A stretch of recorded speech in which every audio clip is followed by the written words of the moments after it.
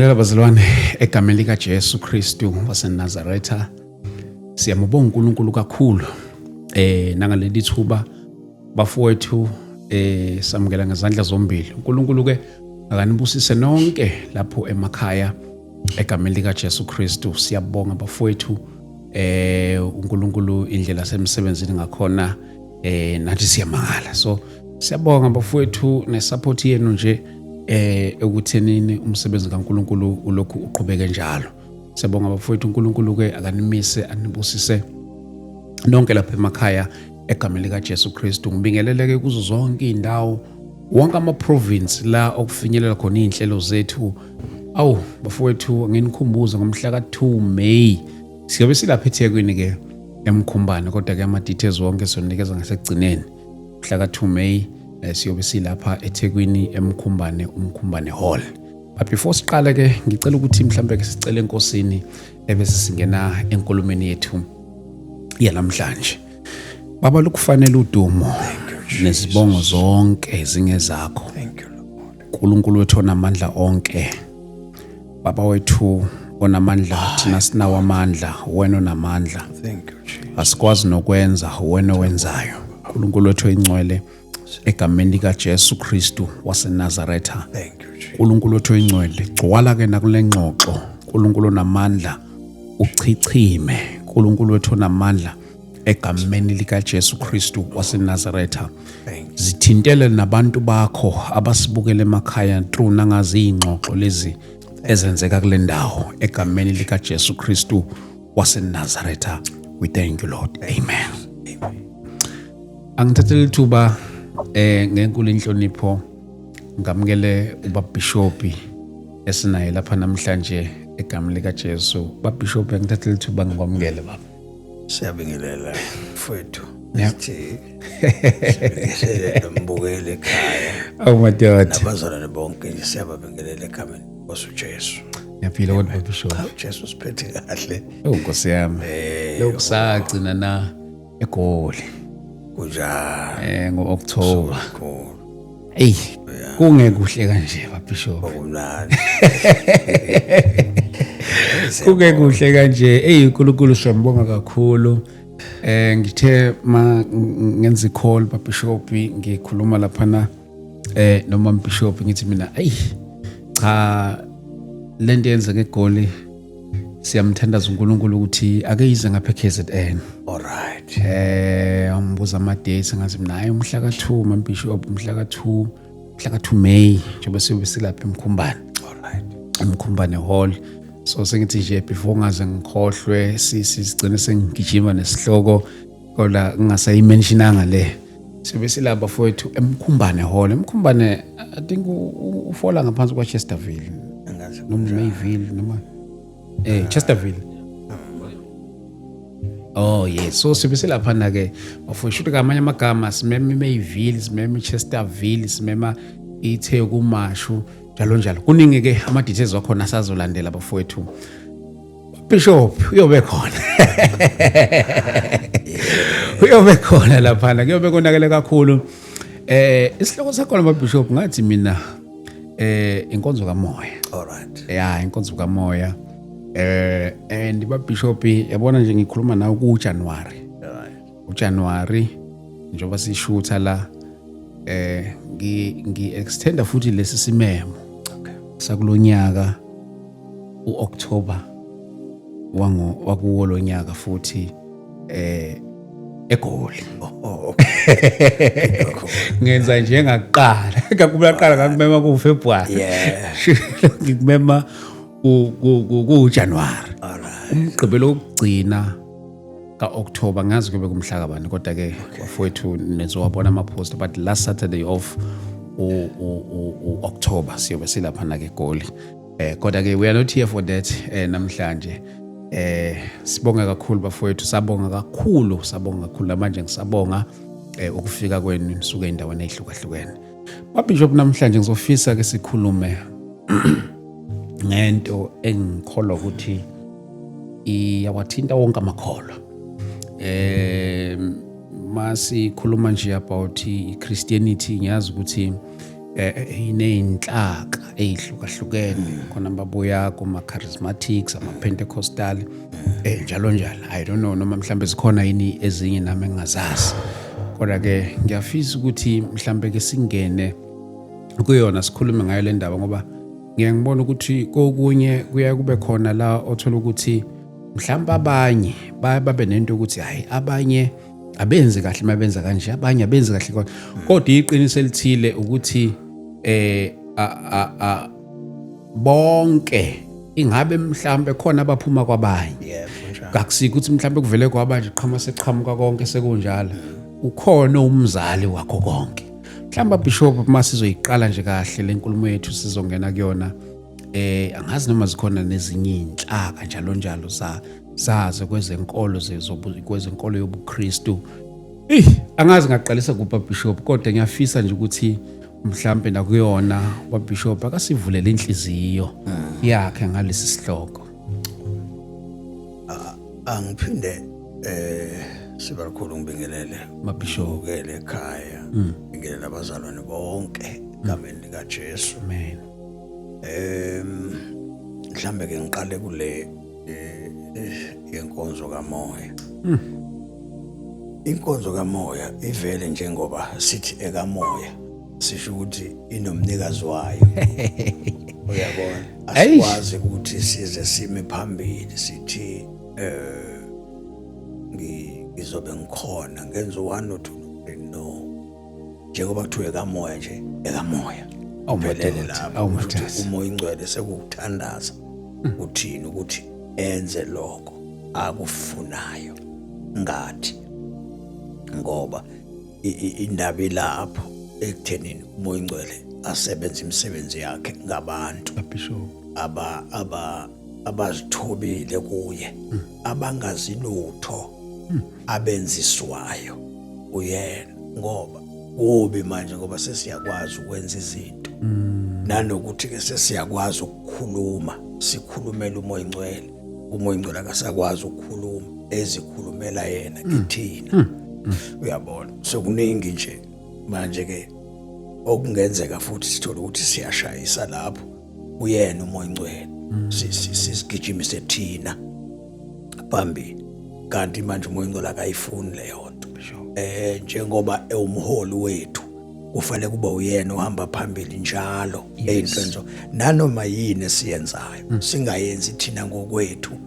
Uyabona ngoba kuyosishaya njalo masenza izinto siyophuma sijabhile endaweni ngoba suke sizilungisele kakhulu ukuthi uzoba u1 no 2 no 3 ivele ingenzeki into okade uyicabanga ngengqondo yakho uvele umoya ingcwele unendlela yakhe ekufaneleke adedele umoya ingcwele enze into yakhe ayithandayo ngabantu bakhe. Bengifuna nje ukuveza lokho ukuthi angifuni sishayise sibakhulu njengoba uNkulunkulu nje esiveza kanje akasivezeli ukudlala akasivezeli futhi ukuthi kube khona abantu abazoba bancane kube khona abantu abazoba bakhulu. Usivezela ukuthi intando yakhe yenziwe ayizokwenziwa yithina izokwenziwa ngathi. Ngiyithanda le akuthina. Asingeni thina entweni ezinjalo okwethu ukumisa imizimba yethu la esifuna khona abese esebenza ke yena. Iyo ke lento esihlulayo phela esithi baba esihlulile kuba baba abadala. Obaba abadala abazange baziveze baveza uNkulunkulu emangalisa nomoya ingcwele esebenza abanawo amagama. Mawungalalela nje amadoda awugcine ngwalalelile obaba uNicholas analo igama uthi noma senginingcwaba ningangingcwabi njengabantu abadumile ngoba mina ngiyintsha nje. Ungathatha kanjani intsha uyigcwabe ku-right mabezenzela bona but akube senhlizweni yethu ukuthi zonke lezi zinto ezenzakalayo ezenziwa uNkulunkulu asingabi thina negama kuzona, Bishop. akube uNkulunkulu onegama kuzona ngoba kuyoletha udumo uNkulunkulu hayi kithi, ngoba once saduma thina siyolimala. uNkulunkulu uyosideda nje asuke kithi sishawe izinto ezincane Inkosi yami. kuphela emhlabeni ngathi engathi akaze qala Eish. ngenxa yokuphakamake. Ish. So ke bengifisa ukuveza lokho ukuthi umoya oyingcwele siyamkholwa uzokwenza izinto ezinkulu emkhumbani, kodwa uye ozobezenza True ngathi. Awu madoda. Uyabona ke? Ya, ayikho into singabhosta ngathi ukuthi ngoba noma singazile ukudla sithi sizile ukudla sizilela yona u60 days kuyobonakala. Kuvele kungabonakali. Sesizile 60 days. Kanti yena into u60 days sozilela thina ukuthi sithobise inyama yethu, Inkosi yami. ukuthi ithobele intando yakhe, hayi ukuthi sizile ukudla ngoba sithi sifuna bonakala uNkulunkulu. uNkulunkulu akabonakale ngamandla akho, ubonakala ngawakhe Eish. amandla emntwini ozithoba. Bekuyiloko ncebe Nkosi ukuthi angidlule kuloko, mhlambe ke bese singena ke kule. Eish. Hayi angisakwazi ukuyilinda impela yangalolu suku. Ya, injalo. Eish. Mawuveze yena nje ncebe Nkosi, once nje wathi bazalwane umuntu esihlangene ngaye la Yebo. usekhona phakathi kwethu. Oh madoda. Once nje sasho njalo, noma singashonga into eziningi uyazibonakalisa. Eish.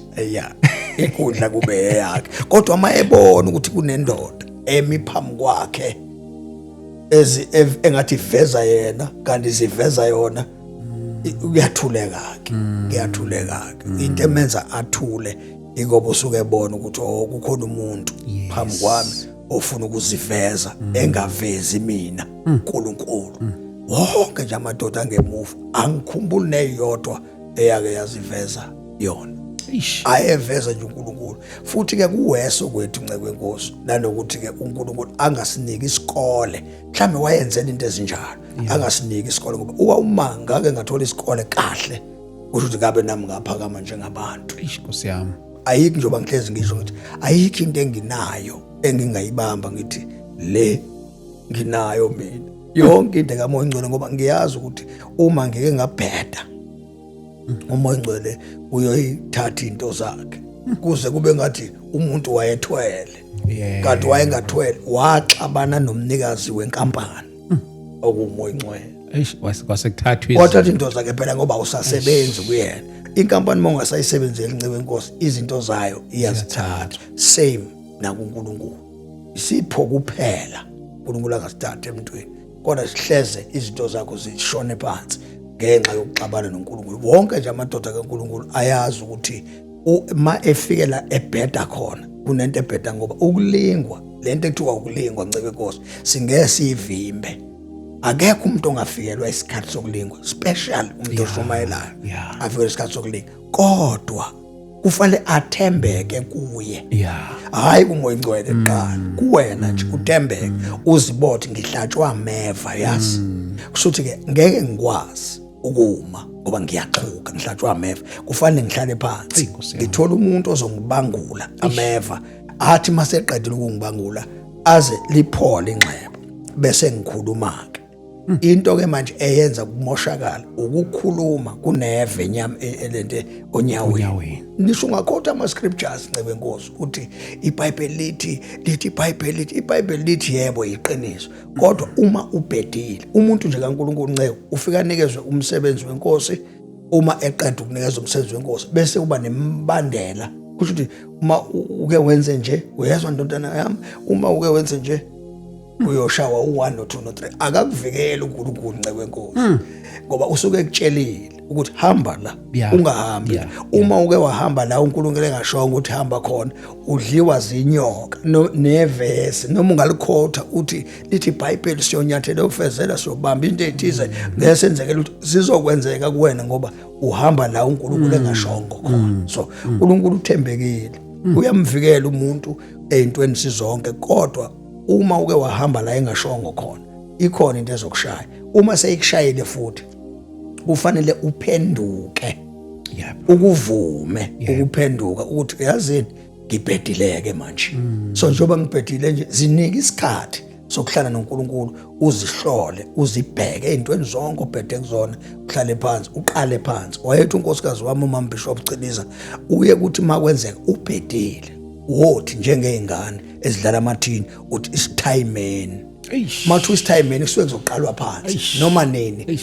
Uma kuqalwa phansi futhi akubuzwa ukuthi bowudlale kanjani eqaleni. No, uNkulunkulu akanjalo Mcotsho. Uyambona umuntu ophenduka ngeqiniso. Yingakho iBhayibheli lithi uma umuntu evuma isono sakhe esishiya, ufumana umusa. Lento eshiwo yegrace ke isho ukuthi uma umuntu evuma isono esishiya, hayi esivuma ehamba naso, esishiya uthola umusa, kusho ukuthi ububi buyambozeka.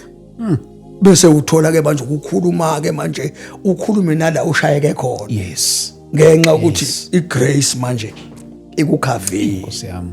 Uyabona? Yeah. So asisho ukuthi abantu abone, kodwa sisho ukuthi abantu abazivume phela izono. Izono ziyavuma. Yeah. Oh, bafowethu umhla ka 2 May la siyobe sikhona njengoba ngishilo umhla ka 2 May inkonzo kamoya. Sibona nini bafowethu lapha uNkulunkulu semkholwa kakhulu umkhumbane hall. Noma ngathi umkhumbane ngiyabona ya hall iyavela kuma Google Maps, noma ngathi umkhumbane hall nje ithatha izo yokubeka ngqo. Bishop.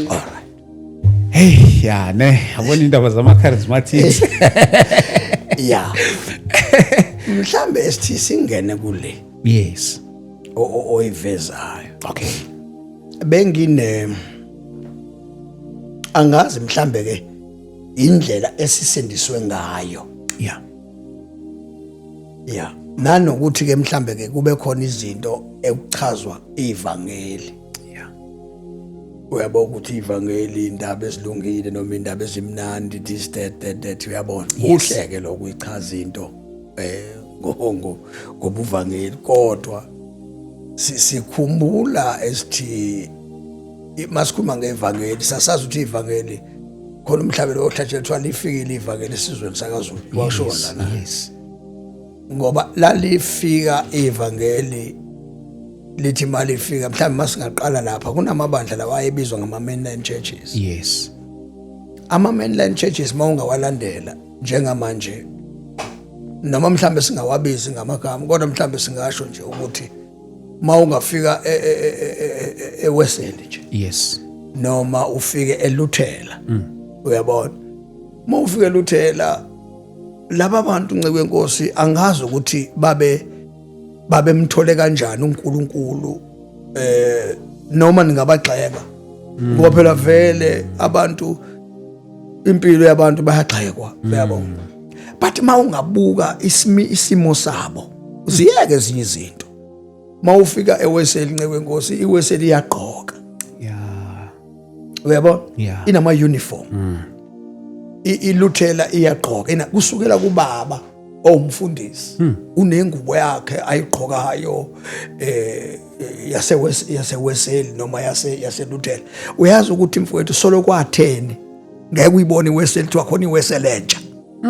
Never. Ngeke uyibone iWeseli entsha, ngeke uyibone iLuthela entsha. Wonke nje lamabandla noma sheshi ngeke ulibone isheshi kuthiwa hayi lamasheshi ke masha. It's either makuthiwa umuntu uyisheshe entsha angaze ngizwe umuntu osuke ephumile kuthiwe wayekade ekhonza eWeseli. Uma esephumile eWeseli wayenza ngoba imainline church lapha eWeseli banento noma lamabandla nje umthetho angisho njalo. Ngizama ukuveza lamabandla wabonakalayo ayamesaba uNkulunkulu. Ngicela ukuveza lokho mfethu. Angaze ngibabona abantu abasaba uNkulunkulu kanje. Uyazi laba bantu nceke Nkosi noma ningasho izinto nisici ngabo nibasho hamba uyobheka ukuthi laba bekade bemi khona sebegudlukile na abakazi bagudluka. All right, impilo yabo yayiyukugqoka. Okay. Begqoka nje futhi begqoka kahle laba bantu, uyababona indlela abagqoka kahle ngayo. Into abayihlabelelayo iyathandeka emlonyeni beyihlabelela. Yes. And nasempilweni yabo ke ekugqokeni uyabona ukuthi hey labantu laba mfowethu baphila impilo engazi ukuthi baye abantu laba abamanje Yes. abasindisiwe. Ngizoza kulabo abazalwane abathiwa abasindisiwe. Yes. Ube sewudlula ngoba ngize ngilinganise ngebandla lakithi la ngakithi elikhulu. Ngithi laba abantu banomthetho wabo. Uyazi mabengena nceke inkosi ngisho baye babeka amatshe labantu bakithi. Yes. Uthi mawungena khona bayigadile leyanto mfethu ungazi uthi angazi ukuthi ungathi khonani lapha phakathi kwamatshe kodwa indlela abaqoka kahle ngayo bamesaba uNkulunkulu emfethu uyazi ngikhuluma iqiniso phambi kaNkulunkulu ngise ngilinganise ngithi mina uyazi ubaba uNyazi uhlala la ehlala khona kodwa abantu basemandawe abakhonza onyazini baphila sengathi uNyazi uyayizwa mfethu engathi lula uNyazi ngeke umuphe lwamuntu ukudla okushisayo ngomgqibelo uyazi indaba umthetho woNyazi wathi noma umthetho wakashembe wathi so uma sesithola iplatform thina simala sifike sibaxeke sibasho bawo Saturday this umbuzo wami uthi yini wena enhle oyenzile ezokwenza ukuthi bona babone uNkulunkulu kuwe kunokuthi ubaxeke ngoba uma ugxeka into yomuntu iba nento enhle phela oyivezayo ezosiza loyo umgxekelayo. Now ke laba bantu ke mfowethu impilo yabo kwatholakala ukuthi impilo kwazovela ke umoya kaNkulunkulu ngizothi ngisho njalo umoya kaNkulunkulu wafika khona phakathi ko UCC. Yes. Kwakuthiwa ke iAmerican board. Okay. Yeah. Abanye balandwa khona ko UCC abanye balandwa khona uNkulunkulu wesefuna ukunabalalisa umsebenzi kaNkulunkulu angazi kwenzakalani kubona ngoba angifuni ukungena ezintweni zabe ababezenza eziphathelene nezindaba zasemakhaya abo namasiko abo angifuni ukungena ngoba eyangelinye ilanga leyo nto engiyoyikhuluma futhi ngoba akufuneki umuntu agxeke into angayazi. Fana umuntu ovela agxeka amadlozi agxeke yonke into mase umlando ethi uyayazi kahle lento ethi uyidlozi yini yona leyo nto idlozi akalazi kodwa uyaxeka uyakhahlela ushaya yonke into uJesu angikholwa ukuthi kwakunjalo right. Uma ke nceke inkosi ngoba ivangeli ke labo babake laba ke bama Pentecostals Yes. bazalwe ke umoya ngcwele Yebo. ebazala bevela kuma mainland churches. Yes. Uma ebazala abafundise umoya ngcwele laba Okay. isikole bengenaso Okay. lapha nje kuma mainline akulula ukuba umfundisi ungazange uye esikoleni uyofunda. Kwafika ke manje indaba kamoya ngcwele la umoya ngcwele ebafundisa ke laba uyazi umoya ngcwele ngesikhathi ebakhipha lapha ubakhiphe lapha uqokwa kukuhle uma beqala lento yabo yama Pentecostals uma beyiqala indaba kamoya yasebenza indaba kamoya yaqala yenza kanje indaba kamoya kulaba ke abaphuma lapha amakehle yaba mabeshumayela ivangeli ngoba sengiyangena kulento uma beshumayela ivangeli esithi ivangeli lavelela qala emzimbeni ebantwini ngicabanga ukuthi abantu abadala bayangizwa abasindiswa kulesa sikhathi ivangeli lavelela qala emzimbeni Madoda. Uma lifika emzimbeni ivangeli lafica kunezinto ezisemzimbeni abantu abade bezithanda. Uma singalinganisa kunezinto ekuliwa ngazo kulezi insuku bayalwa abazalwane bayabanga mina ngeke ngikhonze isonto elinje eliso uyayizwa phela akithi manje bakhumulisa abantu izinto ngoba abayazi ukuthi le yankonzo le kamoya yayenze njani. Right. Kwatholakala ukuthi labantu laba umoya ngcwele wavele wabakhumulisa izinto ekade bezithanda esithini. Madoda. Hayi ukuthi ebakhumulisa bo uvela ngene kumuntu ngamunye athi uyigqokeleni lento ayikhubule athi uyifakeleni lento ayikhumule athi wenzeleni kanje akuyeke wabayekisa umoya ngcwele lento la kuma Pentecostals manje kwabiza ukuthi ke ivangeli sazi ukuthi ke thina liyamkhumulisa umuntu izinto ufuna ungizwe kahle Izwa kahle ba bishop. right. Uma ke sebezelwe laba kwatholakala umuntu osindisiwe esithi lento engikhuluma ngayo into yaziyo. Umuntu obesindisiwe ngalesa sikhathi bombona ngokugqoka. Hey, kube uyisani yokuqala. That's right. Umbona ngokugqoka futhi umuntu ngalesa sikhathi zethu wayethi mefakaza esithi ngicela ukuyikhuluma le. Wayethi mefakaza umuntu ngalesa sikhathi ethi ngiyambonga uJesu bazalwane ngisindisiwe kuleya group yethu ke. Athi ngiyambonga uJesu bazalwane ngisindisiwe thina besimbuka ngamehlo enyama sithi ayi engakawakhumula amacici. Alikangeni ivangeli. Engakayiyeka iruji alikangeni ivangeli. Engakawayeka amabhlukwe alikangeni ivangeli. Kwasho ukuthi ke lento nathi siyayigcizelela ke manje. Yeah. Ukuthi ma ugqoke ibhlukwe ayiwasindiswa. Yashawa ke lento kwasho ukuthi thina lamabandla lawa ama Pentecostals hayi ukuthi ayiyeka ngisho ukuthi iyashawa lento even namanje mfowethu ngifuna ukukukhombisa ukuthi uma ukuhlukana kwethu kuhlukane kanjani. Kwasho ukuthi into esifundisiwe thina nesiphile ngayo ayisakhumuka futhi asisayikholwa enye into. Right. Kwasho ukuthi manje ivangeli sesiqhubeka nalo linje leli ke lethu wathu wathi manje liyalambisa leli lethu ngoba siyabhamba phela thina siyashaya. Make kwangena inkonzo nje thina sinayo indaba ukuthi sithi soqondisa kahle ivesi akithi uyayibona leyato siqondisa ivesi manje ngoba uqondisa ivesi lokhu manje kuyasilibazisa ngoba ngesikhathi siqondisa ivesi umuntu manje uvela ngene enkonzweni enjalo angaphenduki. Right.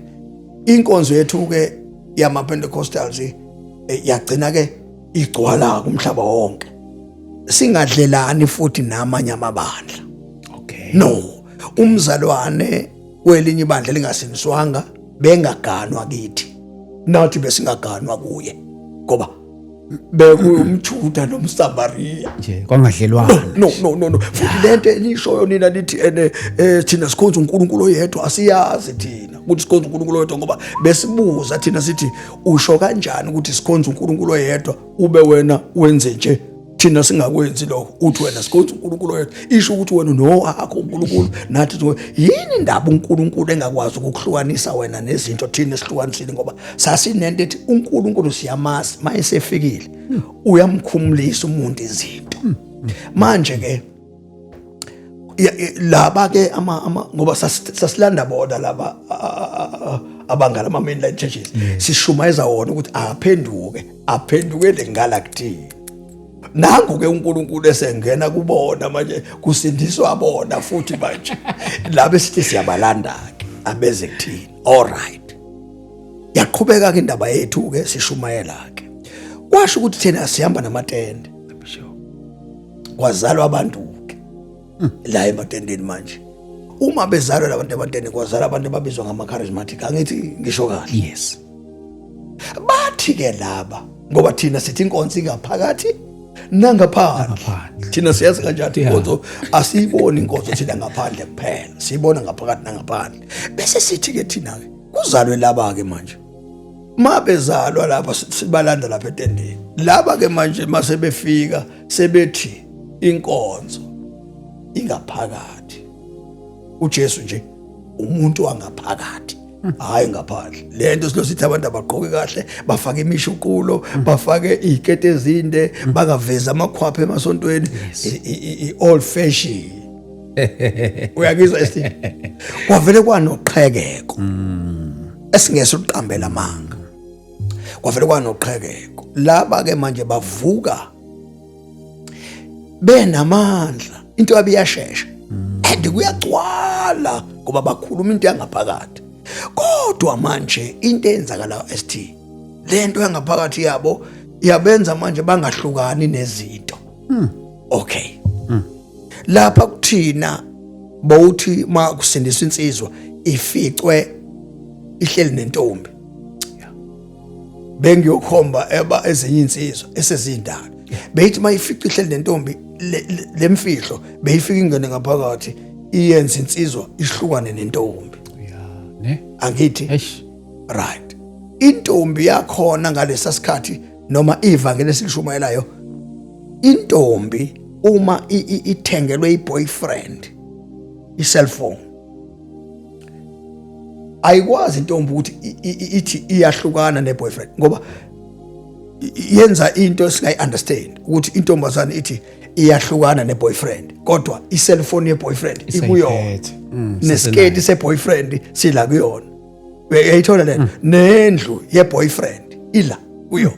Leli lethu belilinzima ngoba noma linzima lethu ngoba i-cellphone yentombazane nceke Nkosi iyashiswa, madoda, noma yomfana iyashiswa.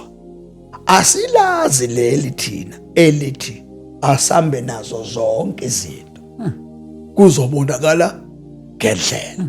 Besingayazi thina kanjalo, besazi ukuthi thina umuntu mayephuma kula masonto angale egqoke ama-uniform, angiqamba mangale into engikutshela yona, ubeyifika i-uniform la igoqwe ifakwe emlilweni. Sure. Uyayizwa lento? Ngoba ngeke usayigqoka futhi ngeke uyithathe i-uniform uyinikeze omunye umuntu. Amantombazana akhona abethi megqoka amabhlukwe abetha. Bayazi abazalwane laba sindiswe ngesikhathi zethu ukuthi amantombazana asindiswa ngesikhathi zethu amabhlukwe awo ashiswa. Sure. Nceke Nkosi, kwakushiswa amabhlukwe, kushiswa izingubo, kushiswa amabhayi, kushiswa yonke into nje owawuyithole ngale.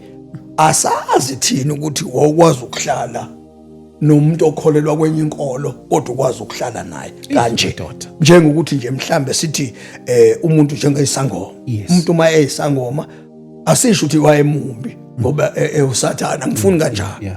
Kodwa isangoma ekhaya nje ubaba wami omncane wayazi ekhaya ukuthi sasingahlali ubaba omncane mawukuthi isangoma siyasindiswa, kuthathwa izinto zigoqo zishiswe nomgone nesigodlo sihambe siyoshiswa. Manje akushiswa lutho ngenxa ukuthi ivangeli lingaphakathi. So laba-ke nceke Nkosi-ke laba kama-charismatics abesezala, ngoba laba ama-Pentecostal azala ama-charismatics. Ama-charismatics abesezala into esingayazi-ke, igama layo namanje angiyazi. Mangingathi ngithi ngixoxele ukuthi yini le ezelwe manje, angiyazi Mcotsho. Lento ezelwe manje ayikhonzi, lezelwe manje ayikhonzi nje hlobo.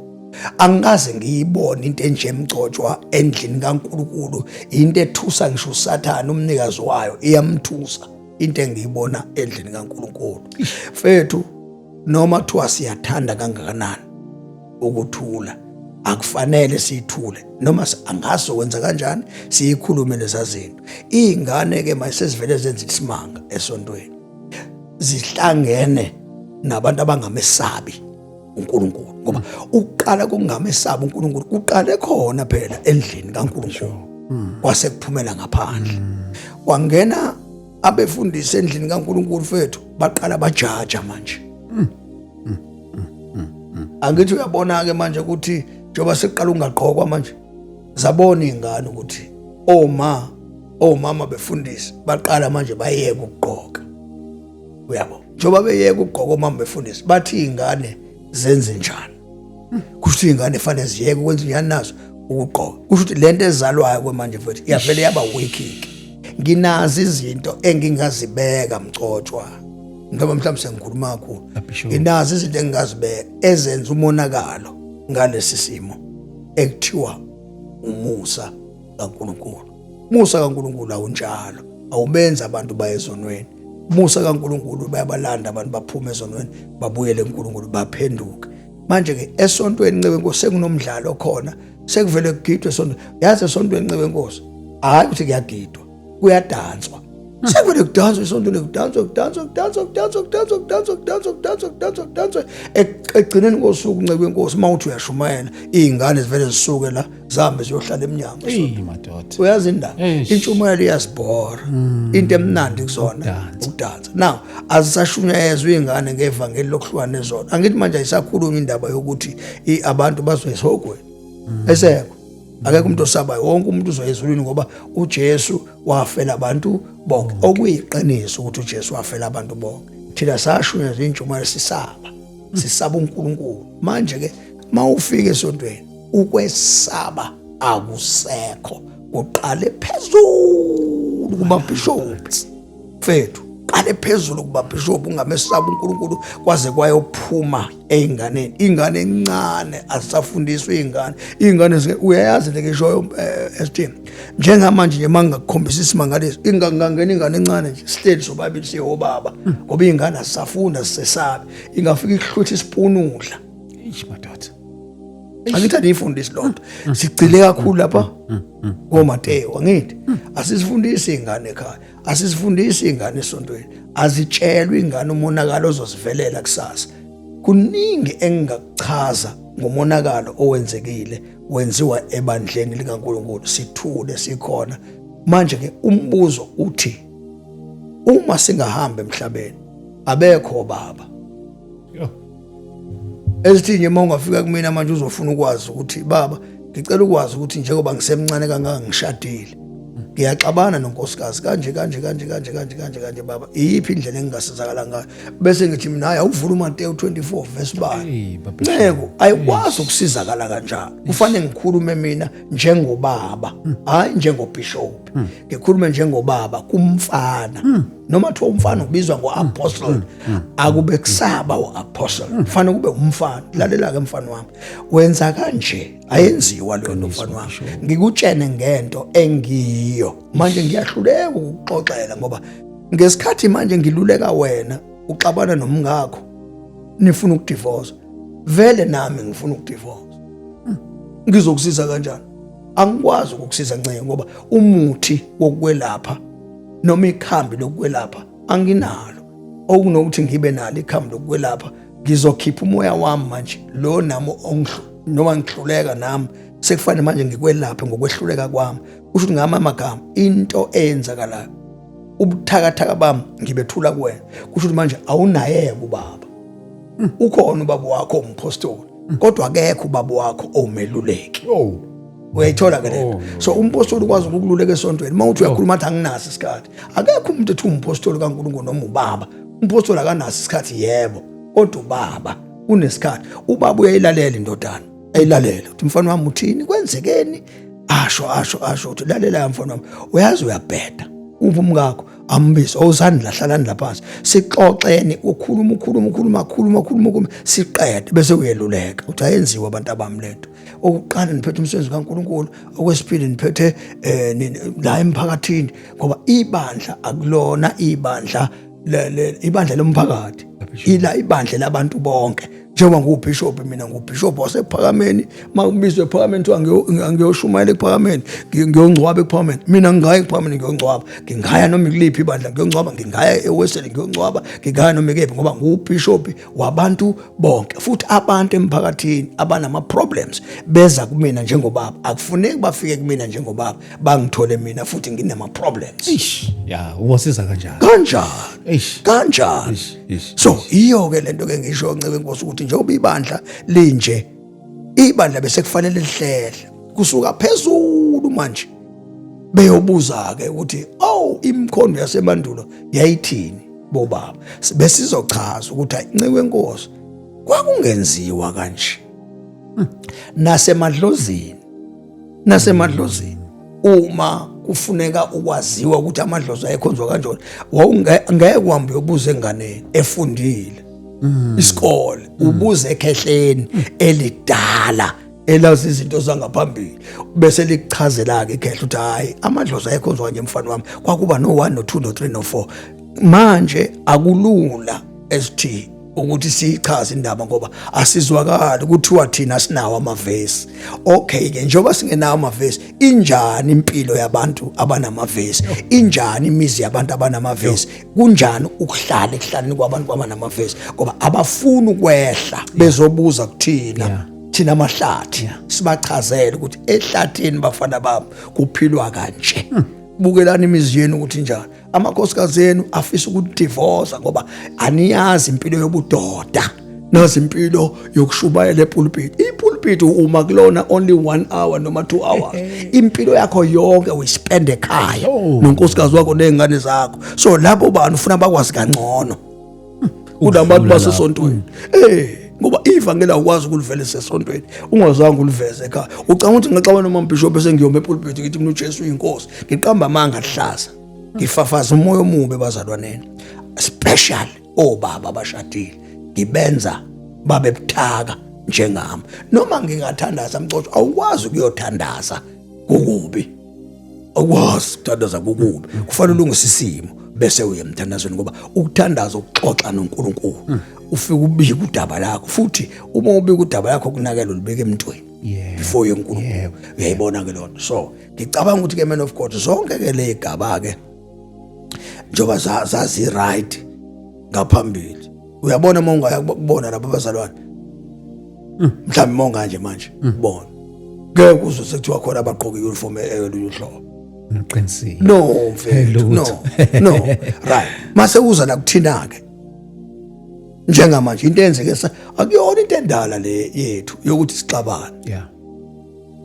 now nakhona ukuxabana bekufanele kube ukuxabana okubuye kubuyiswane phela ngoba ngeke singaxabani kodwa iBhayibheli lithi balingashoni encike inkosi yikhulise sezizeqile la iBhayibheli sazeqa bukhoma iBhayibheli lithi balingashoni la thukuthelene hawu mfethu sekuna 20 years Ungazwani. wemame amabandla ahamba ayagijima amabandla now buka ke la kuthina ke kuma Pentecostals ukuxabana kwethu njengama Pentecostals Steve divided wazala nina ke eningasamesaba uNkulunkulu phela vele njengoba sixabene thina njengoba singezwani nje thina sizwani asikhulumisana asingenelani futhi emasontweni ethu kunamaqembu uyayizwa lento ngisho kufanele bangibuza ukuthi ukuliphi iqembu sefanele ngichaze mina ukuthi makuyi lamabandla lawa akithi sekufanele manje kubuzakala ukuthi ukulaba ukule qembu elidala ukule qembu elidala noma ukule qembu elisha kusho ukuthi le qembu elisha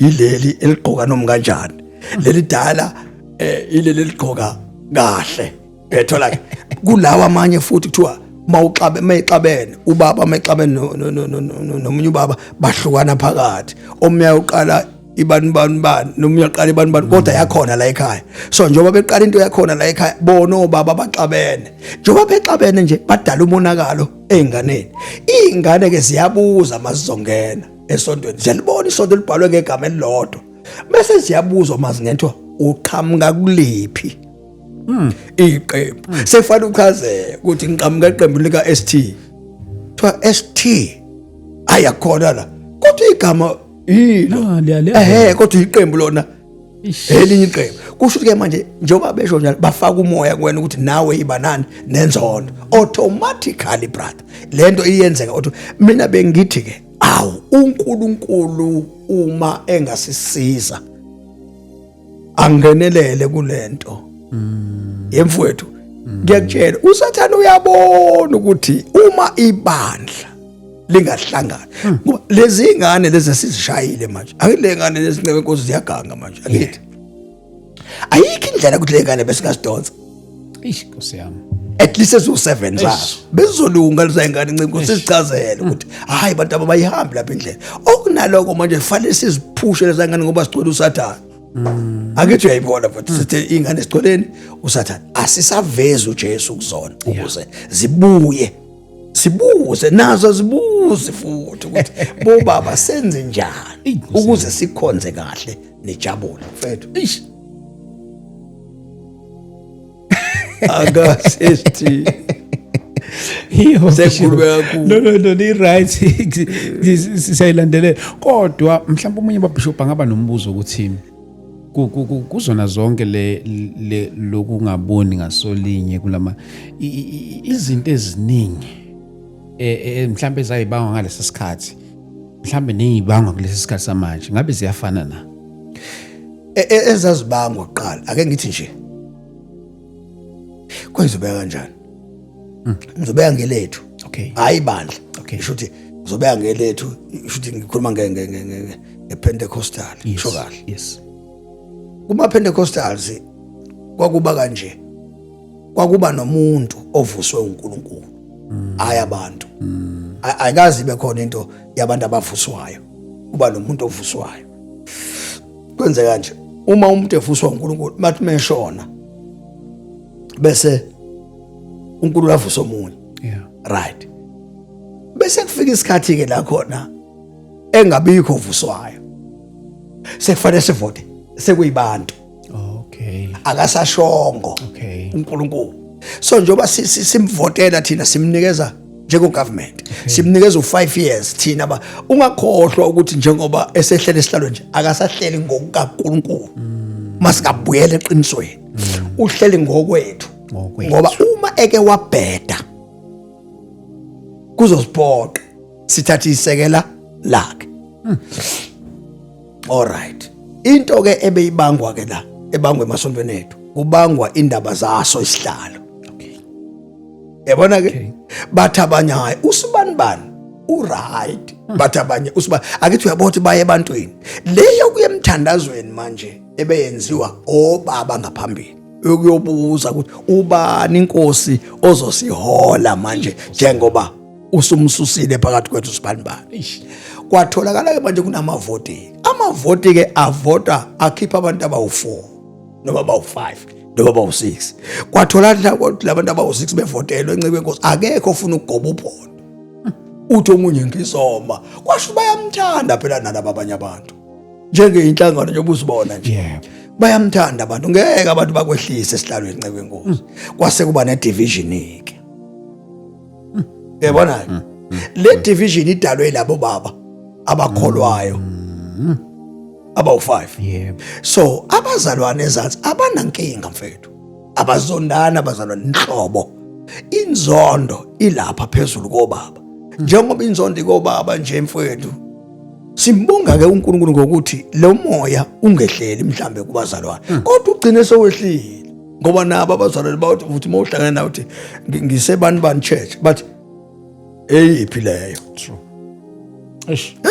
ile qo ilenga yabona ke kwagcina ke manje futhi ukuthi bothi hawu ngeke angithi uyazi nje nawe ST ukuthi mawungena ebandleni elithile uye uthi mfethu into eyaziwa abazali bonke khona ibandla uthi mawungena kulo beshisa nceke kwenkosi beshisela abantu bakaNkulunkulu bekhonza kahle uthi mawungena wena uthi wawo bengisemnyango ngiyagodola into ekwenza ugodo awugodoli ngoba uNkulunkulu bengekho ugodoliswa isimo sabo uyangithola brother ugodoliswa ukuthi la ukhonza khona kuyashuqulwa la manje ubazalwana abangashuquli bafaka amabhloko noma sekukhuluma uNkulunkulu awuzwa tu into ekwenza ungezwa ulibele ebhlukweni manje usuzothi mase uphuma ukuthi you kwaze kwabantu la tekhonza khona awubandiswa ukuthi ubengekho uNkulunkulu bekhona inkinga ukugqoka kwalabantu ongakujwayele angithi uyayibona usuke wangena endaweni wena unjani ongayijwayele ingakho ke ikini noma ibandla okhonza kulo ikini nje ungavumi ushintshwe abanye abantu uyangithola mfethu noma bangafika ngayiphi indlela ngiye ngithi esontweni ebandleni engikhonza kona kuyashuqulwa aligqokwe ibhlukwe akurutshwa akufakwa amacici esontweni ngiye ngithi uyoba neshwa ngoba ufike eThekwini khona abazalwana abanye abangashuquli banamaruji ungene bese uthi kuyabanda ngena ugqoke umshuqulo wakho mzalwane ugqoka ngendlela ogqoka ngayo kuphi ekhaya uyayithola ke lento ukuze ungabi nayo inkinga futhi mawungena futhi wazi ukuthi ikasibeko la ukhona akhona kachiliza hayi kachiliza kunomthetho kabani wakhona ekufanele ugcina njengoba unjani unjalo futhi musu ukuqambukela emthethweni yabanye abantu ngoba uzozumoshe uphendula into ongayazi awubazi nabantu ukuthi baze baba nje kwangoba yini wena waze waba nje kwangoba yini wakhishwa umoya ingcwele endaweni ethize wawuthi unjani wena wawunje wakhishwa wena umoya ingcwele awusamthemba umoya ingcwele wakhipha wena ukuthi kungenzeka nabo mayethanda umoya ingcwele abakhiphe angithi uyibona i-division ke iqale lapho uJesu mayevezwa manje uvezwe ngathi uJesu uhlukene madoda kanti uJesu munye inkinga ithina nawe sobayi2 sihlukene ngempela nceko sikhothela amavesi silwe ngawo mina ngaze ngizwe abantu bakaNkulunkulu futhi kuthiwa bayalwa babanga iBhayibheli ngiqala mina ukubona la kulezi zinto lezi ezibonwayo ngibona abantu bephikisana phakathi kwabantu nceke kwenkosi ethi hayi nceke hayi ngeke ayikho lento esho wena ugcwele uSathane esho phambi wabantu umuntu kaNkulunkulu noma kuthiwa ngabe sithanda kanjani ukuxabana ST ma unomoya kaNkulunkulu mfethu wabona nje ukuthi umuntu kaNkulunkulu seyaqala ukuphakama ufuna wenze njani wena wehle uvela uthula ungabe sayiphendula futhi into okungcono into oyibona ukuthi kulidela ekoneni. So ke amabandla ke lawethu ahlukana ke nceke wenkosi kwazalwa ke labantu abangahloniphiki abangamesabi uNkulunkulu kanjalo ke. Umbuzo ngazi bowuthini konje bowuthini ST ngoba ukuthi like izinto ababeyibanga kudala nezinto ezibangwa manje ngabe mhlambe isafana lezi ezibangwa manje na ke kunje nakhona futhi akukona angithi laba ndina njengoba manje group yenu yes nikezwe uNkulunkulu izipho Bishop zokusebenza ebandleni. Yes. Uma ekunikeza ke uNkulunkulu izipho zokusebenza ebandleni bese kufika umoya uthi kuwena uyazi ukubona ukuthi ugcotshiwe bese uthi wena uphendula uthi hayi ngicotshwe vele ngoba mangingeke esontweni akwenze kulutho bese uphuma ke uthi uNkulunkulu uyakhuluma usho into ongazange ihlolwe ngoba into yakho kufanele ihlolwe. Uma sewuphuma ke ST uphuma ubaba lo ophuma kuyena akalwazi udaba lwakho. So njengoba uphuma nje uyoqala iministry ngithi le ministry eqalayo uyiqala usudini ngoba senike nawukana nekhehla. Yes. So njengoba uqala iministry nje uyiqala phezulu kweanger namanga too. Ienga namanga masithi amanga sisho ukuthi uqala into enga approvewanga uyihlo. Okay. Uyabona ngoba uyihlo noma ngakuphikisa kuze kube ka10 uyazi yena ukuthi ufuna ukubonani kuwena ezokusiza wena kusasa njengomfana ngoba ungakhohlwa ST ukuthi uphuma kwakho la ekhaya uphuma njengendodana. Okay. Uyayizwa lena ngisho umuzi ozowakha lapha ngaphesheya umuzi wala ekhaya futhi. Yes, angithi yes. So kufanele ngukade nami umbuzo ukuthi ungathi usoyakha wakho umzonjani otshekile ukadile manje wena ufuni ngukade ufuna ukuzigadela wena futhi wena uyahlubuka la ekhaya uthi awuseyena wala ekhaya kachiliza wena usu waka phesheya usuyolanda umuntu wale phesheya uthi ubaba wakho uyangithola manje hawu ubaba wakho lo muntu waphesheya umuntu kade usidlamula kuyena bekuyimina umuntu okwazi kangcono ngempilo yakho yonke yobufana usiyoba ubaba yimini okwazi kangcono lo baba akakwazi wena ukwazi ufuna ukwazi lapha yabo nje buqala nje manje usubize lo baba ngale ngaphesheya isho ukuthi mina nawe sesinjani sixabene lelo bandlo lakhaya wakhe ibandlalana lengxabano lizokhula kanjani ibandla kambe sithi ke liyakheka lona kodwa selihlukene ne wena ke khona bazophuma futhi kuwena banjani bona abafana noba bazofana nawe exactly phela baba angithi lento iba njalo njengoba bephuma bona befana nawe kusho ukuthi abantu abahlukene laba imina ngihlukene nawe nawe uhlukene nalaba nawe bese kuba khona into ethi ke thina siyibandla lika Kristu usho nina nithi siyibandla kakhe kanti sixabene kuba ngathi no nangithi manje thina sithi ibandla lethu thina siyasho nje sibandla lethu ilona bandla eliright mina ngangikhonze ibandla kwakuthiwa ilona lodwa esulwini alikho elinye ibandla esulwini kodwa ekhona abanye abandla ngayigcina ngikholwa futhi lethu ukuthi ibandla lakithi ilona lodwa elisezulwini. Now uyabona kulokuhlukana lokuhlukana bese kuzoqanjelwana amangama sesihlangethwa siyibandla lika Christ so kodwa thina siwani futhi manje ke sizoyenza kanjani lento ukuthi siphinde sibuyele sithemba umoya ingcwele madoda uyabona ke manje asithembile nyethu sithembe yena umoya ingcwele ngoba iBhayibheli lithi oqalile umsebenzi uye uzofeza. So njengoba ke manje umoya ingcwele kulezi insuku lezi nje lezi lento okhala ngayo uzoyibona hayi uthi uyibone emaphusheni uzoyibona ngamehlo umoya ingcwele uzogijima kubantu abaxabene eyongena phakathi kubona efike batshela ukuthi niyabheda omunye abuyele komunye noqala into ebheda njengoba ngangisho ngithi anobuza kimi mina ngaqala into obukuhle ngicela ukuthi ngihamba noNkulunkulu ekugcineni kosuku ngangihamba naye uNkulunkulu kodwa kwangiphoqa ukubuyela emuva ngiyothi hayi ngiyabheda ngabeka izandla ukuze ngihambe nomoya njani alright ngoba kufuneka uhambe nomoya wrong. So ibandla ke leli laphambili Yo. ukuxabana kwalo akufani naloku kwenu. Yo. Lokhu kwenu sekuwes. Yo. Yo. Uwes lokhu kwenu. Ngisho abafowenu nje uma ungabuza manje mina ngangezwa Mcotshwa. Yo. Ngangezwa indoda ehlonishwayo. Ngiyolamula nje. Ngilamula umfana omncane. Onento enhle kabi lo mfana kaNkulunkulu. Mangithi ngiyalamula. Uyazi ukuthi lo Mcotshwa avele athi akhuluma ihlazo lo mfana. Ngithi mina umfana makade ehlambuluka kuwena. Phela umfana uhlambuluka yonke into Nciko. Yebo. Angithi uvuma izolo athi ngenza ukuthi baba ngenza ukuthi mase sixabene so uyakhuluma Usebenzisa lenhlambuluko.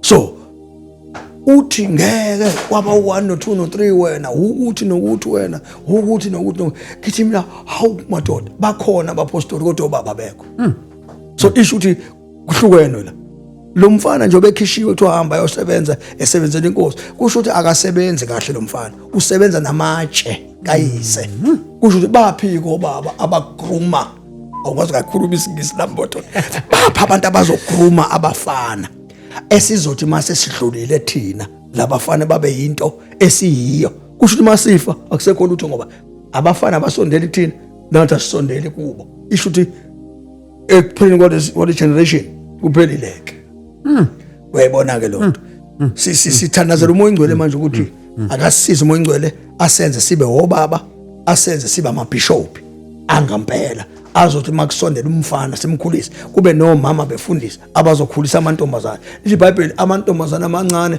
akhuliswa omama abanganani abadala manje amakhosikazi ethu mayengena emshadweni abasekho ma nani maningena emshadweni abasekho baba kukude yonke into ke manje niyenza ningazi ukuthi yenziwa kanjani. Bishop iyajula le. Ayijula ngempela. Kodwa ke indlela osekuba ngayo babishop do you think kuzoba njani ke? Kuzoba right. Kuzoba right. Kuzoba right. Umoya ngcwele usasibekile insukwana zincane. Ish madoda. Usasibekile siyamethemba. Siyamethemba ukuthi ngeke kufiwe sisekhona. Ekufika ngoba nabo baba besibethemba esithini bakhona baba besibethemba sithi bazolamula kule generation labo baba bavele benza into engayazi bafunzwa imali yafakwa emlonyeni imali kubona ngevangeli abantu besobuza kubona ukuthi senze njani makunje bavele bathotha imali bafunzwe emlonyeni Bathule. bathi mabefunzwe emlomeni wavele wabona izinto zijike emabandleni abo zangabi ngendlela kade ziyiyona kuqala bagcwele imali eswini bathengelwa ama Mercedes Benz bafakela kuma accounts imali ezithe ngebasakhuluma ngeke umshaya umuntu okufidayo Mcotshwa ngeke umshaya umuntu okufidayo kodwa mina nginaso leso sikhathi mina nginaso leso sikhathi akunawo leso sikhathi nasikhathi nje angifuni mina umuntu ozongena nemali esontweni acabanga ukuthi uzongirula ungena nemali esontweni ucabanga uzongirula ngizokushumela nasekhanda lakho nanga imali yakho kusakaze nayo makubiza ukuthi thatha imali yakho nemoto yakho nabantu bakho uphuma uhambe ngoba angizele mina ukuzodlala ngizotshela umuntu ukuthi akahlukane ezonona ahamba ezulwini finish and clear uma uthi uzongifunza imali emlonyeni bese uthi ufane ngithule khohlwa sekumele khona ngokuthinta ukhohlwa cebe inkosi khohlwa kisho ngiyele ekhaya uthi uzohlala namphansi Mcotshwa uNkulunkulu uthe asikuthengele imoto entsha angiyifuni ke kwayona ke imoto into ethu imoto nje angifuni umzalwane ngithengele imoto angifuni lonto uma ngithengele imoto ufuna hamba elapha emaphoyiseni awubhala incwadi maphoyiseni abuyisa ummeli wakhe bhala incwadi ezothathwa ifayilishwe kahle iswe lapha emaphoyiseni iyogcinwa emaphoyiseni ukuze athi mase ingqondo seyibuyile kahle ngoba fanele ingqondo yakhe isigcine ibe right abone kahle ukuthi benikela noma benzela abantu ubugebengu phela mningi nje manje mningi kakhulu hawu mina ngabona befundisa umfundisi enikela imali kanti wenzela ukuthi abantu bazonikela ekhipha imali enkulu eyibeka phansi enzela ukuthi abantu banikele beshunene besho unene uthi lalela ke ngizoshaya imali engaka ngenza ukuthi abantu banike angithi uyabuza lobo bugebengu obuhlelekile beBhayibheli kusho ukuthi nabo bakwazi ukuvula iBhayibheli benza ubugebengu so asilifunde lo vangeli iminikelo esontweni yokunikelela uNkulunkulu wenzela uNkulunkulu asikashayelwe imithetho ngayo yemadoda uyabona mhlawumbe mangakufakazela kafushane lapha esontweni sakhindlu yeso okay sakhindlu yeso mhlawumbe liyadli million plus sure asinazo isikweletu sayo lutho asinazo isikweletu sayo kweletu ukuthi khona umuntu waqhamuka noma sahamba saye ebhenki sathi utsheleke manje no uNkulunkulu wavela wasenzela isimanga sihleli nje lela vangeli bayibotha khona sathi sihleli nje kosumuntu kaNkulunkulu eqhamuka ngale emolweni umuntu kaSomandla wavela wasunga ukuthi uNkulunkulu uthe bazalwane yo uthe lapha phakathi kwenu wathi wathi omunye ngino 50,000 omunye ngino 50,000 yashawa imali yashawa washona konjiniya kwakhokwa kwakhiwa indle esonto indle enkulu madoda enkulu kwafakwa istructure insimbi zabuya zafakwa asimkoleti umlungu uNkulunkulu wakhuluma ebantwini baletha imali yebo mangikhuluma ngalento kuba buhlungu ngcebe inkosi la ngoba ngafundisa imangaliso mina ngake ngafundisa imangaliso inikela abazalwane baletha imali uMoyingcwele wasebenza ngoba khona into sengisho ukuthi ivangeli esalithola elenzisa abantu izinto lisekhona laba bamanje bathulisiwe uthuliswa obaba bethuliswa omama bethuliswa omakoti bethuliswa osisi benemali basebenza labantu bamanje banemali mawushumayela wena ushaya izono abakuniki lutho bathi uya wenzani sazi bathi wenzani bathi ushumala ihlathi ihlathi ngiyalithanda ihlathi awungiyalithanda ihlathi mawungabuza inyanga ukuthi ihlathi lisiza ngani inyanga lisiza ngokuthi ehlathini inyanga ithola lonke uhlobo lemithi kodwa uthole esitaladini lapha nje uthi uyofuna befundisa abantu nezinto labafunde kakhulu uthi uzothola ukuphila mina ngiyayazi into engikhuluma ngayo ncebe inkosi ufike kumuntu uthi uhlala phansi naye uthi uxoxa uyaxoxa akuhleke asho ngezilimi uma usihlambulula kumuntu akushiwo ngelimi usuke usakhuluma imfihlakalo yakho uthi nali ivangeli sengihambe ngimangimama la manje nevangeli avela akuhleke umuntu akayazi kwaleyo nto okhuluma ngayo akayazi yona thina sathola ivangeli imgcotsho kaNkulunkulu akufani nani ibabisho asizithathi thina izinto esingazi futhi nina nikwazi ngisho ukuhlola nina nihlole umuntu mekunikeza imali uyiphindise emuva ungayiphindisa nje ibantu wenkosi uyiphindise emuva umuntu athi baba ngicela ukufaka u20,000 ku account ngithi mina ayongafaki usuyihlolile ngiyabonga hayi ngoba ngibonga ngoba imali nginayo but ngiyabonga ngoba ngiyayibona into akinomkhonto ngemuva njengoba unginika u20,000 ufuna ukwenzani qhamuza uzoprofeta esontweni uthi uNkulunkulu bazalwane uthi animkhonzi kahle amanga nje kaSathane athi uMoyingcwele uthi a prophet bese ngiyavuma ukuthi hayi lesiprofeta osilethe ebandleni ncebe inkosi nangu umonakalo esontweni bo prophet okhishwa izinto ezinkulu esontweni thina sithule ngoba ingiphuma imali lento yangifaka imali emlonyeni sekufanele manje iprofeta esontweni iziqambe namabazalwane uthe uNkulunkulu uthe uMoyingcwele akuphiwe ubishop akuthengele ubishop imoto amanga leyonto uMoyingcwele emethi angithengele imoto kufanele atshele wena moya utshatshela ibandla uma wena unesifiso ukuthi ibandla ngithengele imoto isho ungathi uMoyingcwele qhambela uMoyingcwele amanga ayifuneki lonto manje leli bandla manje limpi ngebenkosi limpi linamanga nje leyo babisho ngicanda isihloko nje sisodwa baningi abantu abalimazene bamele iprofetho banamanga amanga lihlaza uyabona ncebe inkosi umuntu akhuluma into eyimanga mina Jehova ngiphakathi kwenu ngiwani to and uyazi ncebe sigobe phansi sisiguqe ngamadolo sikotshiswa isonakala uyangizwa mfowethu sikotshiswa isonakala asikaze siphenduke nangelilodwa ilanga sifuna nje uzongena phakathi kwethu destroy umsebenzi kaNkulunkulu ngoba abasekho abantu abahlola omoya futhi nanokuthi nje umuntu athi uyakhuluma ethi mina Jehova nje shut up Satan ngoba umuntu mekwathi shut up Satan eprofeta wadinwa waduba akuyena uNkulunkulu loyo. Aish. uNkulunkulu adubi. Aish. uNkulunkulu adinwa. Aish. Aish. Uma umphikisile uNkulunkulu makuthi uyakhuluma phakathi kwabantu kuzothuleka ukuthi nya. Kodwa uzophinda uNkulunkulu. Noma ungamphikisa uzophinda uNkulunkulu. Kodwa lo dubayo uyamuzwa usekulela bandla. Nangi manje seyoprofeta lapha, nangu seyoprofeta. Inhloboni le asiyazi imcotsho letho thina asiyazi ngempela nkulumo iqiniso. Asizazi thina lezi zinto ezenzakala esontweni njengamanje. Thina siyathuka nje esontweni ukuthi ngabe esontweni sekwaba nje. Esontweni siyathuka. Isho ukuthi ibandla likhona asilazi. Lihle. Bangalichaza abaye belichaza ngemibhalo. Lihle. Kodwa singabuza imibuzo nakubona ngoba asinqeni ukubuza kobaba abashumayelayo nabaphethe imfihlakalo. Sibabuza ukuthi mfowethu lento eyikhuluma uyithatha esikoleni noma ila engqondweni yakho. Sefana chaza ukuthi uyithatha esikoleni noma engqondweni noma uyilande kumoya.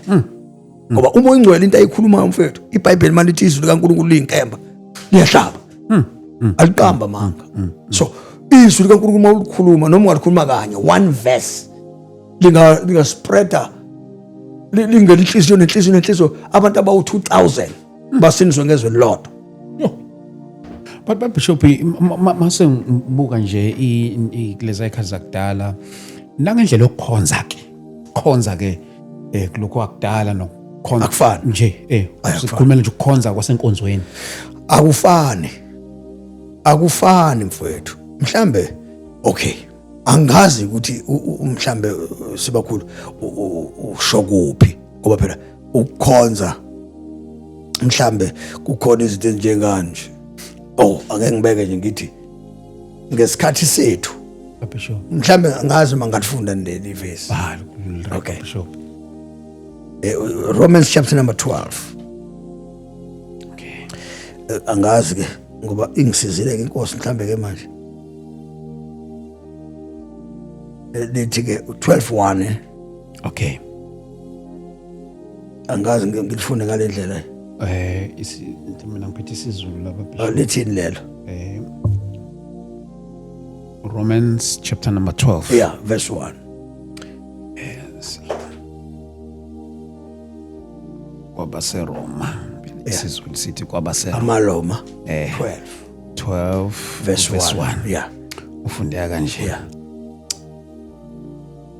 ngakho okay isihloko sithi ukuhamba okungcwele lithi a living sacrifice to God ewusuka madoda right ngakho ke ngiyalincenga yeah bazalwane yeah ngobubele bukaNkulunkulu yeah ukuba ninikele imizimba yenu yeah ibe ngumnikelo ophilileyo yeah ongcwele yeah othandeka kuNkulunkulu yeah kube ngukukhonza kwenu kokuqonda nenze njani ningalingisi lelizwe right kodwa niguqula isimo ngokwenziwa ibe yintsha ingqondo yenu okay mfethu ngicela phela ngilifunde ngoba khona mhlawumbe uzofuna ukuzwa ukuthi and so dear brothers and sisters I plead with you to give your bodies to God because of all that has done for you let them be living and holy sacrifice the kind he will find acceptable.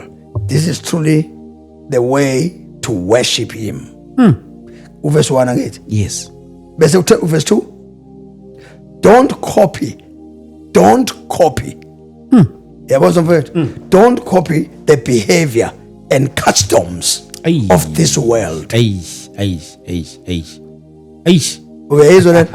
Don't copy the behavior and customs of this world. But let God transform you into a new person by changing the way you think. Then you will learn to know God's will for you, which is good and pleasing and perfect. Uyazi leli lami lesizulu mfethu. Angazi lesizulu lisho ngenye indlela. Yeah. Before izinto zonke thina besinikela imizimba. Yeah. Okay. Ithola ke Okay. Yeah. Besinikela imizimba. So umzimba mawunikelwa angithi thina besikholelwa ukuthi angithi mabechaza lababa ama theologians ayawuchaza umzimba ukuthi umzimba ilo nalo ngaphakathi. Yes. Right. Besinikela imizimba ke thina. Ube umnikelo ophilile, ophelele, Yeah. othandeka uNkulunkulu. Kusho ukuthi izinto esizenzayo besizenza kuwona lo mzimba. Njengokuthi uJesu uma esuka ezulwini ezemhlabeni wanikela umzimba, hayi umoya. Ngoba umoya lithi iBhayibheli wathi ezandleni zakho ngiyawubeka. Yeah. Angithi uyabona? Kusho ukuthi umzimba wawunikela, wagwazwa, kwaphuma igazi. Uyigazi laphuma la. Aliphuma emzimbeni kamoya. Laphuma la igazi. Kusho ukuthi kwakuphoqa ukuthi umzimba wakhe awunikele. Iwona phela umzimba lo mfowethu olala nabantu besifazana. Iwona umzimba lo. Angithi uyazi emasontweni manje abefundisi baphuza utshwala. Bongayazi leyo nto. Baphuza utshwala befundisa emasontweni manje. Baphuza utshwala nje bafihla, bayaphuza futhi. Right. Ngawo Lo mzimba. Phela lo mzimba iwona uqamba amanga. Lo mzimba iwona owenza izinto engathi kunezinsizwa. Ngingayikhuluma le. Engani kunezinsizwa ezihlukene nezono, kodwa asihlukene gelekeqe nezono. Zithatha amafoni lawo zibuke amantombazane la elalana, zibuka abantu belalana. Lo mzimba bongayivumi leyo nto ukuthi kubukwe amafoni kulalwana ngoba umfana mekwabuka ifoni kulalwana shosho uzolala naye elala nentombazane engekho. Madoda. Uyabona sisifo ke manje sandileke manje emhlabeni. Isifo sokuthi abantu sebeyekile ukusaba uNkulunkulu ngoba imizimba yabo sebeyiyekile, sebekwazi ukulala ngayo amantombazane engekho alale kodwa ngawo umzimba azazenelise ngendlela azozenelisa ngayo futhi ayikho into emthintayo. Mawukhuza sikhuza thina sithi yeka ifoni nokubuka abantu besifazana abanqunu noma ubuka abantu belalana. Umzalwane osindisiwe akayibuki ifoni enabantu abalala nayo ngoba iyamlimaza emzimbeni wakhe. Emzimbeni iTV makudlala ama generation umzalwane osindisiwe abantu abaqabula naye akababuki ngoba uzoqabulana nobani yena njengoba eyisingile. So sifundisa lento ukuthi musu ukubukela mfana wami noma musu ukubukela baba kanti awunaye umuntu ngoba nakhona futhi kwabashadile ST kodwa lento yaqhubeka manje nakwabashadile umuntu oshadile akufuneka abukele iTV abona abantu beqabulana bese ethi uzwa nolala nonkosikazi wakhe alale naye ngoba naku ebona abantu beqabulana. No, akona lokho ukuthanda unkosikazi. Lento inkanunko ulala nomkakho ngokweinkanunko ngoba usuke wabona abantu abathanda naye. Yini ungayenziwe into kumkakho ungabonanga ku television? So lezi zinto ke esizikhuzayo ebezikhuzwa kuqala imizimba bekuyinto yokukhonza uNkulunkulu kungesona into yokudlala thiwe uNkulunkulu ungaphakathi. Angithi uyabona nje ukuthi uNkulunkulu ungaphakathi shuthi umzimba ungaphandle. Singenza nanoma yini esithanda ukwenza. Hayi ukuthi singenza noma yini esithanda ukwenza kodwa kulula ukwenza izinto ngaphandle manje. Amehlo asawagezi ngezulu kaNkulunkulu. Imilomo yethu isikhuluma noma yini, inhlamba zingena la emadlebeni ethu. Akuselula ST ukusebenza kaNkulunkulu nathi ngoba asinawo umzimba ongcwele othandekayo uNkulunkulu. Asinawo ST. Uyabona umoya ongcwele masithina uzobe sebenza umoya ongcwele sisho ngoba umoya ongcwele uzosebenza. What about thina? Madoda. La makhetha bemkhonza uNkulunkulu ST. Ubona kuvela into ezinhlambuluko nje kwenzelwe leyo nto ukuthi vuma ukuthi khonani la ngaphakathi. Phela thina besihlambulula izinto ezila engqondweni. Sizihlambulula ukuthi yazi ingqondo yami manje ingitshena ukuthi uyazi ukuthi ingqondo ngikutshela nini into engingasazi nina nazi lutho. Kuye ukuthi kukhonzwa ST. Lento engishoyo bazoyizwa abafowethu bazoyizwa nabazalwane engishoyo. Kuye ukuthi kukhonzwa usathana ngene engqondweni yakho. Umzalwane emiphambili egqokile ingubo wena umkhumule. Umkhumule umqede ingubo uzikhumule zonke ingubo uthathe yonke into la kuwena wenza into yenzayo kuyena esepulpit usesontweni. Mase uphuma esontweni uthini? Uthi praise the Lord. Kodwa la phakathi kuwena kade ujudgisa umzalwane wabona ubunqunu bakhe waze wafika endlini wenza izinto ezingafani ngabe uyazenza awufuni ukuzihlambulula. So ibandla lelaqala ke beliphila kahle. Elamanje nceke Nkosi. Hayi mcotsho. Bayasaba ngithi niyasaba manje ukuvuma izona nini. Uthi ngene izivuma izona ngoba naso. Ihlazo ilona lelo ke lokuthi ulufakela ngaphakathi ihlazo. uNkulunkulu methu uyafika enhlizweni yakho kugcwele amantombazana, uyafika uNkulunkulu wakho kugcwele ukuzilala, uyafika uNkulunkulu wakho enhlizweni yakho kugcwele amaphone. Ngisho kahle mangithi amaphone, kugcwele amaphone kuwena enhlizweni yakho, kugcwele yonke into enhlizweni yakho. Kodwa futhi end of the day uthonsa iBhayibheli uthi uthe uNkulunkulu esho ngayiphi inhliziyo le egcwele abantu besifazane abangaka, egcwele abantu belalana, egcwele amantombazane la kathi uhamba uwalala ngenhliziyo, ungawalali bukhoma, uwalala ngenhliziyo ngoba amantombazane ufuna ungakhiphe kuwena ngoba umzimba, iBhayibheli ithi ithempeli, kusho ukuthi izono zihlala ngaphakathi emzimbeni wangaphakathi. Ekupheleni kosuku ijudgment itholwa uyena lowo muntu. Kodwa konelo yini mawulale ngalo mzimba ulahlwe uNkulunkulu, kodwa lo mzimba ufaka emangcwabeni kodwa kulahlwe wena ngaphakathi. Isho ukuthi umzimba uyagadwa, umzimba lo ibody le iyagadwa. Iyona phela le ehlukene namantombazana, iyona nje lehlukene notshwala, iyona lehlukene nogwayi, iyona lehlukene nokukhuluma izinto ezemahlazo. Umzimba awufuneki unxaphe. Yeah. Angithi uyakholwa wena, akufuneki uthethe kuze kube over wena, akufuneki ushaye ingane kuze kube over wena, akufuneki wena ukhulume noma kanjani ebandleni wena. Zonke into ozikhulumayo ubakhomba abantu abadala ngeminwe kanje, ubakhomba nokuthi ubishop, ukhomba abazalisa kwaze indalo uzikhombe ngeminwe. Umzimba uyakontroleka, ukontrolwa umoya. So mawuke walala umzimba, ncebe inkosi ngibuza umbhalo limi, bonke abantu abalalile nabantu besifazane, uma uke walala ngawo lo mzimba yini indaba kulimala umuntu wangaphakathi? Isho ukuthi lo mzimba ufuna ukade.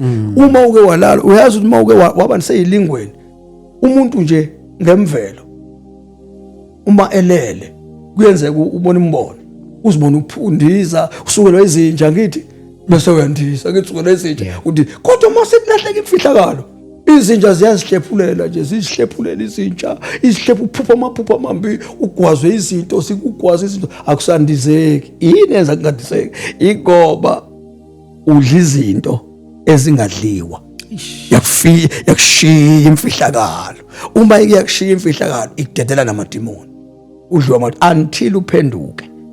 Mase uphendukileke ahluma amaphiko kamoya, uphinde ube umuntu. Yonke into ehlasela ezweni lakamoya ivele kuthatha inkosi ingindisise kusale phansi zonke lezi zinto ngenxa ukuthi ukhonza uNkulunkulu kahle. Uma umphile kahle emzimbeni nomzimba kamoya uphila kahle, abantu abalimele balimala emzimbeni, ayikho into abalimala kuyona. Uqale kwabona kamehlo, angithi ethanda umuntu wesifazana amehlo emkala, engani indoda ithi ikholo isinisiwe ibibuka abanye abantu besifazana, angithi ushadile yamthatha umfazi imthanda, kodwa mase ikholwa nangu unkosikazi omunye siyambuka imthande lo wankosikazi ongale ngaphesheya nale ngaphesheya ithanda lo wakho. Akithi yeso le uma ike yangena lento yazengena ezohlala enhlizweni, iyambandelana la enhlizweni, enhlizweni kuhlala uNkulunkulu. Yes. Uhleli nalezi zinto othi zimahlazo, yini ndaba ungazikhuluma izinto ezimahlazo kodwa ukwazi ukuzihlalisa enhlizweni yakho. Iyona ke lento elimazi ibandla lakhe, ukuthi ibandla lifuna ukuveza ukulimala bese likhonza lezinto ke kube ngathi sonke siyifana, kanti asifani sonke. Asifani nje sonke, asoze futhi safana, asifani nabanye abantu. Ingakho ke lento esihlukanisile, uyayibona into esihlukanisile, sihlukaniswe yilento ke ukuthi indlela abakhonza ngayo laba bakhonza ngokungamesaba uNkulunkulu, thina sikhonza ngokumesaba uNkulunkulu. Izinto esatshelwa zona thina amakhehla noma singesona isono sisaba lokho ongangathi zisona, asifuni ukuziphenya eBhayibhelini ngoba izinto esatshelwa amakhehla siyazikholwa, sifuna ukuhamba njengoba eshilo. Iyona ke lento esenza manje thina sibe nebond nawo amakhehla, kodwa laba abanayo ibond nathi ngoba bafuna ukukhonza ngendlela yabo, abangafuni ukukhuzeka kuyona.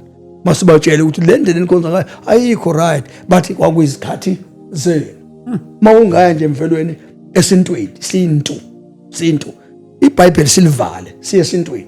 Umuntu wesifazane kunye kwenkosi esintwini kwakungalalwa naye. Okay. Okay. Besifazane kwangalalwa naye. Amantombazana amadala nje uma ngabuza omama nobaba kwangalalwa nabo ngoba babeyigadile inkonzo.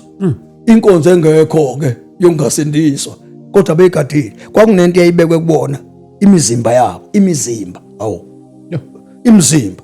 Indoda yayingaya emzimbeni womuntu wesifazane, yayimhlonipha ngoba kwakwazi ukuthi ziyinkomo zikababa. So inkomo kababa yayingathintwa. inkomo kababa ngicela ukuyizwe kahle lento inkomo kababa yayingathintwa kwakusuka amadoda mase kufuneka inkomo kababa noma inkomo kama kwakusuka amadoda ngale kulwamuzi eyothi hethi mngani uma ethi hethi mngani ayesho ngenkomo athi sikhulekile ekhaya sibani sikhuleka ngenkomo ethi uyayizwa nto ayethi sikhuleka ngenkomo ethi eyolanda inkomo ngoba inkomo kwafanele iphume esibayeni somnumzane ikhishwa ngenkomo intombazane yayinemigoqo ivala umfana engakwazi ukusondela esondela intombazaneni ngoba yayifundisile intombazane umfana intombi yami lento ke elakwena ayithintwa yafunda ke intombazane ayithintwa ayithi nithini ninzinziwe engani nithi nina intombi ayihlale ngentombi nisholani lonto nithathe lonto nini ngoba iBhayibheli belingekho phela nithatha lento ukuthi intombi ayihlale ngentombi lento ibuya ngapha naso ke kusho ukuthi thina sizogcwalisa ngembhalo manje sigcwalisa into ebesivele siyiyona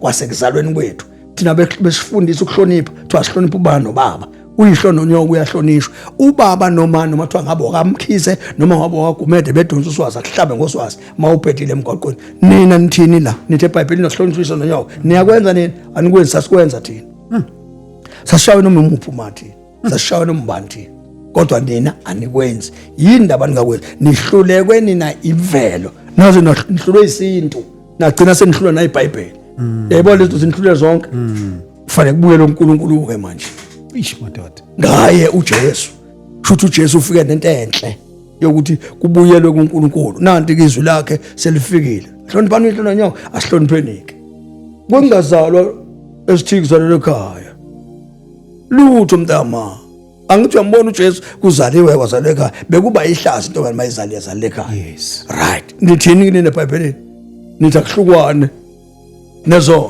nenzelani ungazalwa kuzalwe ekhaya into efanayo nje le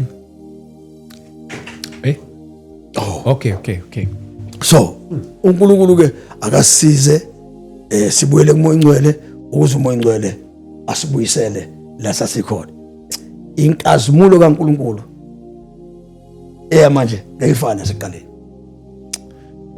Bishop uNkulunkulu siyamdumisa kakhulu ngawe Bishop ngiyazi ukuthi mina masuke sesihlele kanje singakhuluma ilanga lonke ngoba kuningi kodwa nje engithanda nokugcizelela kakhulu bafowethu Bishop Zobiseshilo inkonzo kaMoya oNgcwele sibe silapha eMkhumbane ngomhla ka2 May ngathi nje uMkhumbane one Google Map yokuthatha iyoze yokubeka asibonane khona lapha nabafowethu uNkulunkulu siyamkholwa kakhulu ayeza ke namanye ama episode esiyobe sinikeza more details about inkonzo esiyoba nayo eGoli ekupheleni konyaka ngoOctober umgqibelo ogcina I think i-date or i-31 ngisakhumbula kodwa nje last Saturday of October siyobe silaphana sisazama ukusireconfirm indawo you might go back khona laphana eDlamini kodwa ke angaconfirm kwamanje asazozama episode la so confirm khona lena ke Bishop eGoli siyokhuluma inkazimulo all right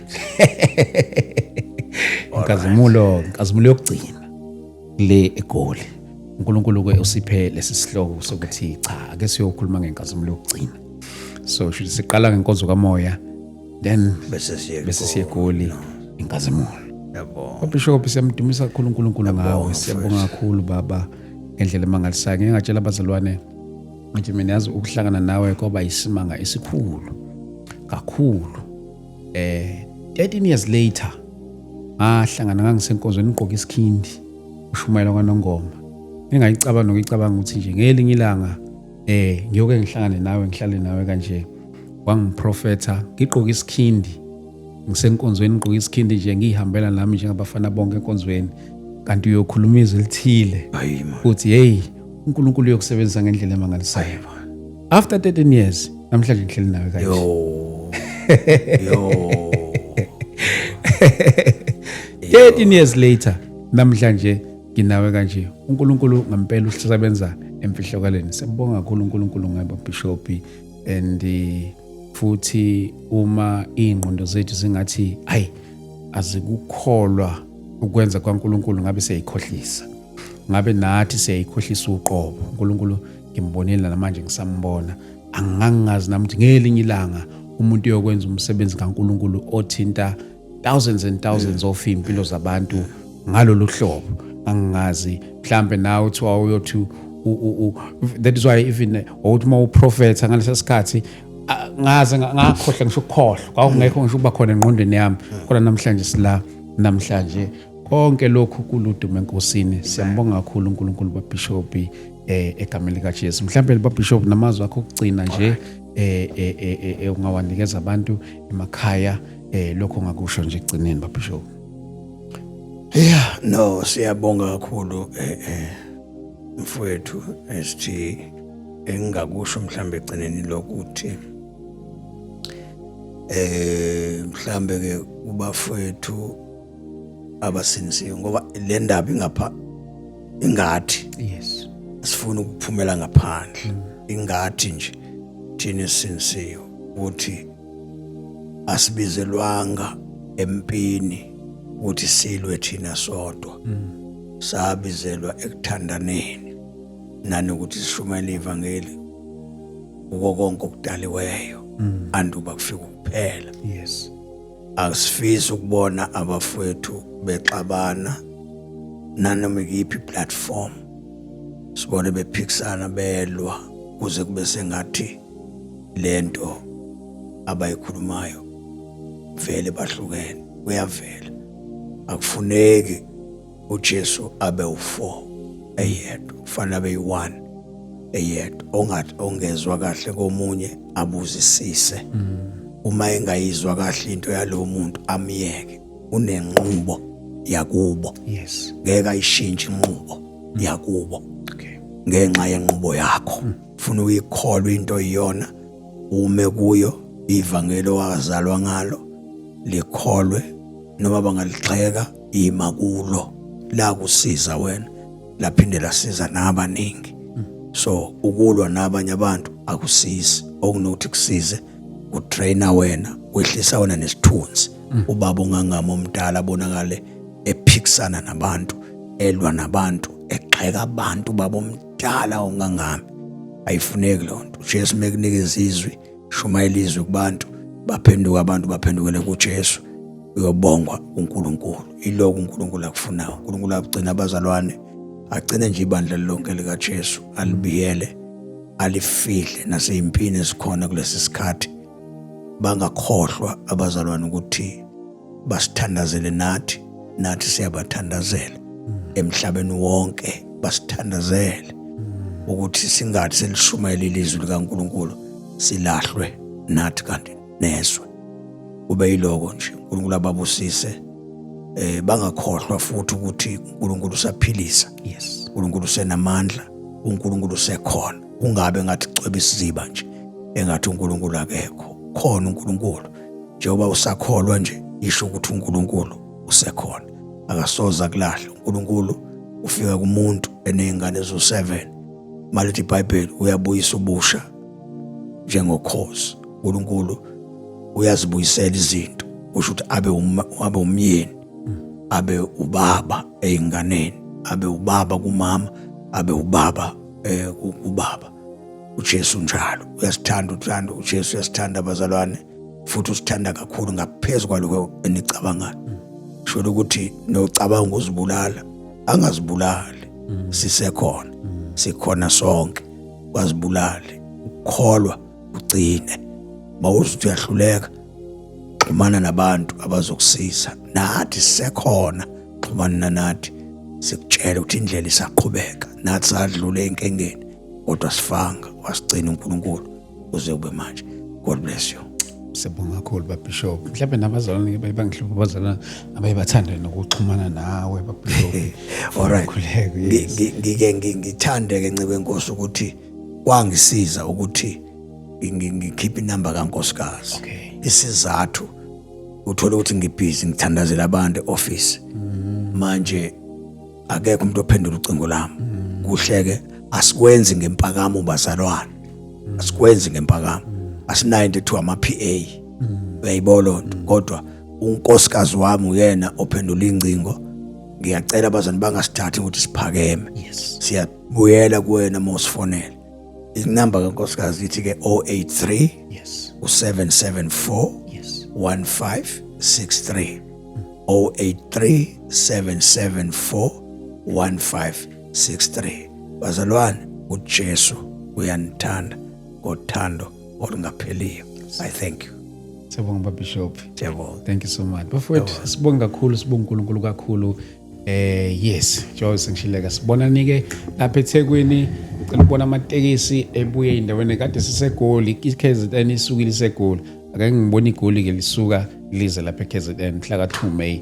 Sibonane khona bafowethu from 10 ekuseni kuyoze kuyoshaya intambama. God bless you. Amen. Bishop siyabonga.